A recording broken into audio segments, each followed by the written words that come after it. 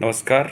आज हम मौजूद हैं भारतीय भाषा अभियान और शिक्षा संस्कृति उत्थान न्यास के प्रवर्तक संस्थापक श्री अतुल भाई कोठारी जी के साथ, जिनका लंबा संघर्ष रहा है। आज जैसा कि जानते हैं कि आज़ादी के कई वर्षों बाद तक भारतीय न्यायालयों में हिंदी भाषा एक अछूत भाषा की तरह बनी रही थी।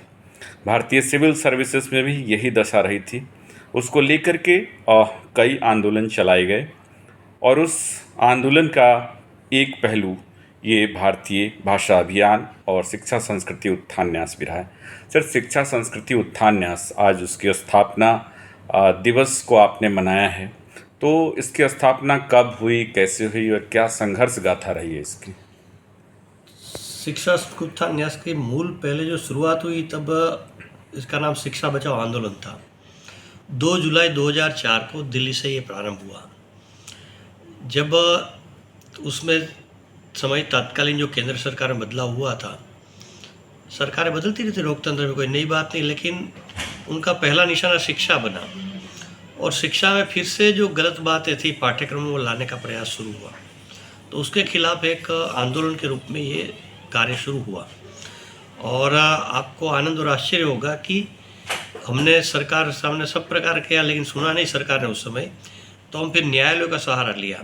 तो जिला से लेकर सर्वोच्च न्यायालय, सुप्रीम कोर्ट तक के 12 केसेस हमने किए, सबका परिणाम हमारे पक्ष में आए। तो इसके कारण फिर पाठ्यक्रमों में बहुत बड़ा बदलाव की प्रक्रिया तब से प्रारंभ हो गई।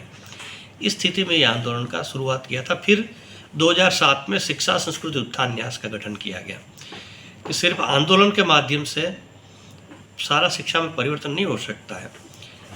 इसलिए शिक्षा में एक सकारात्मक अकादमिक काम करने के लिए शिक्षा संस्कृति उत्थान न्यास का गठन किया गया और वो 2007 से फिर एक शिक्षा में नया विकल्प देना, ऐसे लक्ष्य के साथ ये काम आगे बढ़ा और फिर विभिन्न विषयों पर क्रमबद्ध रूप से कार्य प्रारंभ हुआ। और आज 10 विषय, 3 आयाम, 3 कार्य विभाग और 2 अभियान, ऐसे 18 कुल मिलाकर आयामों पर हमारा काम चल रहा है।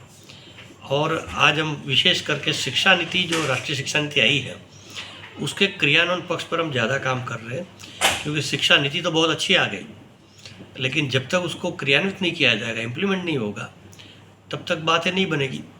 तो इस ओर विशेष केंद्रित कर रहे हैं हम ध्यान। और जो शिक्षा नीति में स्किल डेवलपमेंट, वोकेशनलाइजेशन, ये सारे विषय है, रिसर्च, इनोवेशन, इन सब पर भी हम काम करके एक आत्मनिर्भर भारत की दिशा में शैक्षिक संस्थानों की क्या भूमिका होनी चाहिए।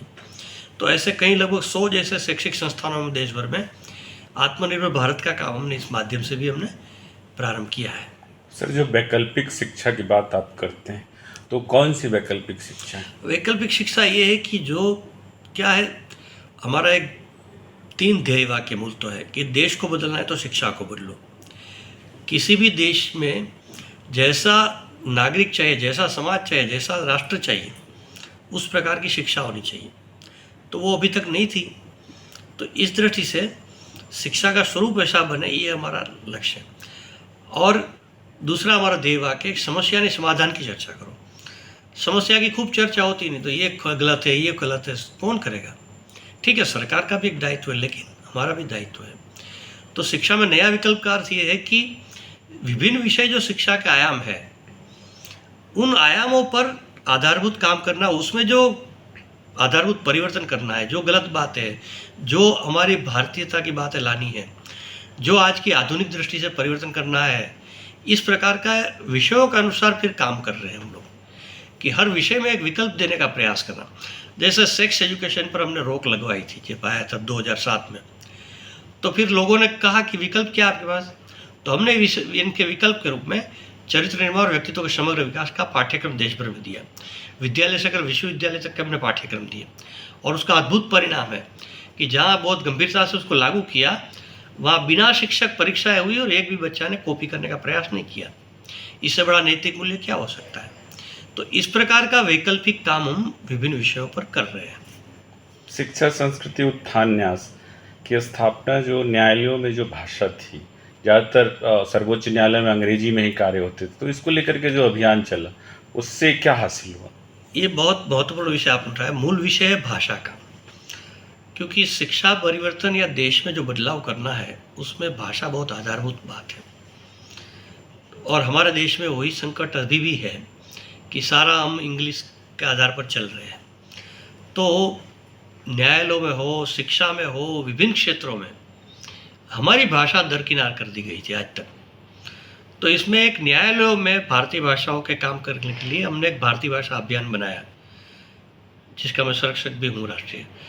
तो उसमें हमने पहले तो जन जागरण किए, फिर धीरे धीरे मांगे शुरू की। जैसे उदाहरण के लिए कह रहा हूँ कि हरियाणा में पहले सारे न्यायालयों में काम इंग्लिश में होता था, लेकिन हमने 3 वर्ष संघर्ष किया और राज्य सरकार ने भी इसको स्वीकार किया। और आज हरियाणा में सारे नीचे के न्यायालयों में एक हाई कोर्ट को छोड़कर, क्योंकि हाई कोर्ट का निर्णय केंद्र के हाथ में है, बाकी सारे न्यायालयों में, कोर्ट में हिंदी में काम की अनुमति मिल गई वहाँ और काम शुरू हो गया। तो इस प्रकार काम कई स्तर पर, जैसे आज सुप्रीम कोर्ट में 10 से अधिक भाषाओं में अनुवाद निर्णयों का करने लगी सुप्रीम कोर्ट। कई हाई कोर्ट में भले भी परमिशन नहीं दी है सरकार ने, लेकिन हिंदी और अन्य भाषाओं में भी काम प्रारंभ हो गया। तो ये भारतीय भाषा अभियान का ये जो पिछले 7 साल का 8 साल का प्रयास है, उसका ही परिणाम है। और आज देश में हमारे माननीय प्रधानमंत्री, सर्वोच्च न्यायालय के माननीय न्यायमूर्ति, हमारे राष्ट्रपति जी सब बोलने लगे यही बात कि भाई न्यायालयों में भारतीकरण होना चाहिए और न्यायालयों में भारतीय भाषाओं में काम होना चाहिए। तो एक देश में एक फिर से विषय विमर्श का बन गया और प्रत्यक्ष परिवर्तन भी प्रारंभ हो गया है। शिक्षा संस्कृति उत्थान न्यास के माध्यम से युवाओं को क्या संदेश देना चाहिए? युवाओं को मेरा एक ही संदेश है कि हम भेड़ चाल में न जाए। आज जो एक अंग्रेजी के नाम पर भेड़ चाल शुरू हो गई है, विज्ञान क्या कहता है कि रिसर्च, इनोवेशन, क्रिएटिविटी ये सब अपनी भाषा में हो सकता है, लेकिन हम इंग्लिश के पीछे जा रहे हैं। दूसरा, हम सिर्फ डिग्री के पीछे न जाए। आज शिक्षा नीति में भी बात आएगी कौशल विकास यानी स्किल डेवलपमेंट, व्यावसायिक शिक्षा, वोकेशनलाइजेशन। तो हम नौकर बनने की होड़ में न जाए, नौकरी देने वाले बने। इस प्रकार के युवक खड़े होने चाहिए। और भूतकाल में हमने दुनिया को बहुत कुछ दिया है, लेकिन आज तो हम दुनिया में कटोरे लेकर घूम रहे हैं। तो हमारे युवक हमारे भारतीय ज्ञान परंपरा जो है इस पर केंद्रित हो और उसके आधार पर देश से माध्यम से दुनिया बहुत कुछ आज भी हम दे सकते हैं। चाहे योग का क्षेत्र हो, चाहे वैदिक गणित हो, चाहे आयुर्वेद हो, अनेक विषय है।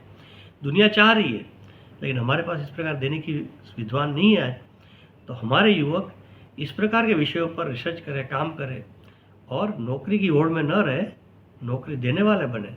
इस प्रकार के युवक खड़े होने चाहिए देश में। जी, बहुत धन्यवाद।